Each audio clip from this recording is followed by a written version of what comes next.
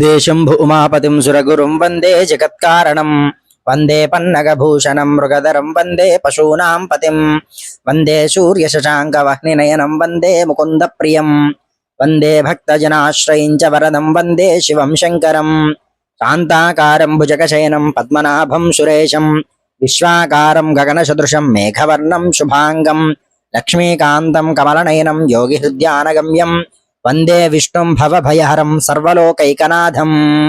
సంకల్పం YouTube channel ప్రేక్షకులకు స్వాగతం సుస్వాగతం. ఈరోజు మన ఛానల్లో కార్తీక పురాణం 26వ అధ్యాయం గురించి చెప్పుకుందాం.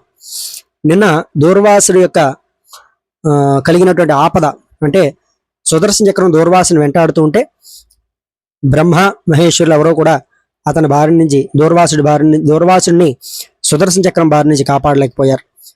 అయితే దూర్వాసుడు శ్రీహరిని శరణు వేడడం గురించి ఈ అధ్యాయంలో చెప్పబడింది. ఈ విధంగా అత్రి మహాముని అగత్సుడితో దూర్వాసుని కోపం వల్ల కలిగినటువంటి ప్రమాదము తెలిపి వృత్తాంతం ఈ విధంగా తెలియజేస్తూ ఉన్నారు.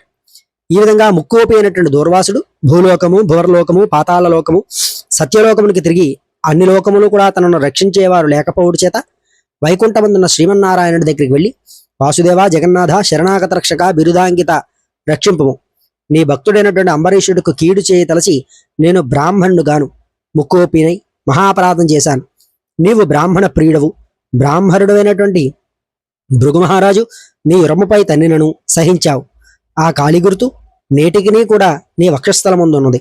ప్రశాంత మనస్కుడవై అతనిని రక్షించినట్టే కోపముతో నీ భక్తుడికి శాపమిచ్చిన నన్ను కూడా రక్షింపుము.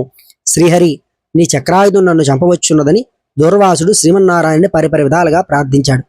ఈ విధంగా దూర్వాసుడు అహంకారమును వదిలి తనను ప్రార్థించుట చూచి శ్రీహరి చిరునవ్వు నవ్వి దూర్వాసుడు అహంకారానికి చిరునవ్వు నవ్వి దూర్వాస, నీ మాటలు యథార్థములు, నీ వంటి తపోధనులు నాకు అత్యంత ప్రియులు. నీవు బ్రాహ్మణ రూపమున పుట్టిన రుద్రుడు. నిన్ను చూచిన వారు 3 లోకములందు కూడా భయపడకుందురా. నేను త్రికరణుచే బ్రాహ్మణులకు మాత్రము ఇట్టి హింసను కూడా కలిగించను. ప్రతి యుగమునందు గో దేవ బ్రాహ్మణ సాధు జనులకు సంభవించే ఆపదలను పోగొట్టుటకు ఆయా పరిస్థితులకు తగిన రూపములు ధరించి దుష్ట శిక్షణను శిష్టరక్షణను గావిస్తాను.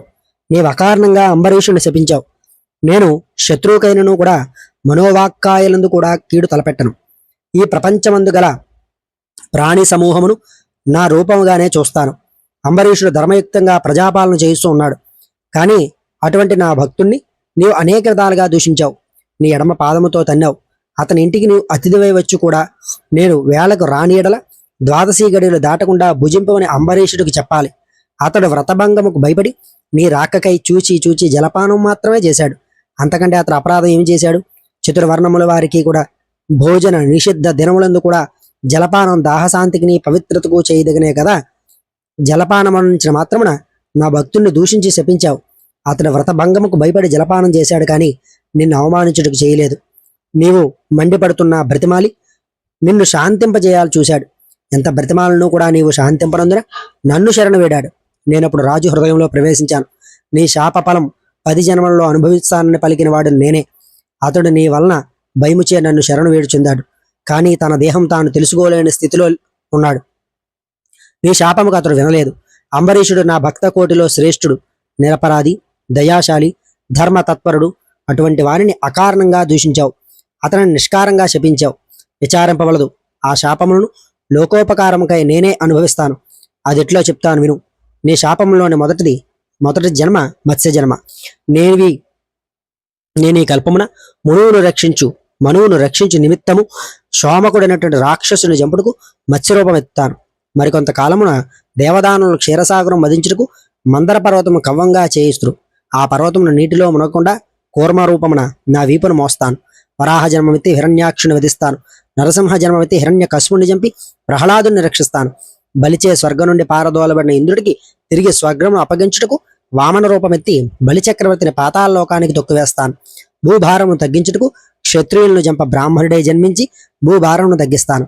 లోకకంటకుడైనటువంటి రావణ్ణి చంపి లోకోపకారం చేయుటకు రఘువంశమున రాముణ్ణే జన్మిస్తాను. పెదవ యదువంశమున శ్రీకృష్ణుడిగాను, కలియుగమున బుద్ధుడిగాను, కలియుగాంతమున విష్ణు చిత్తుడైనటువంటి విప్రుని అంత కల్కి అని పేరును జన్మించి అశ్వారూఢుడై పరిభ్రమించు బ్రహ్మద్వేషులందరినీ కూడా మట్టుబెట్టడును. నీవు అంబరీషుడికి శాపముగా ఇచ్చినటువంటి 10 జన్మలను ఈ విధంగా పూర్తి చేస్తాను. ఇట్లు నా దశావతారములు సదా స్మరించి వారికి సమస్త పాపములు హరింపజేసి వైకుంఠ ప్రాప్తి నొసంగుతాను.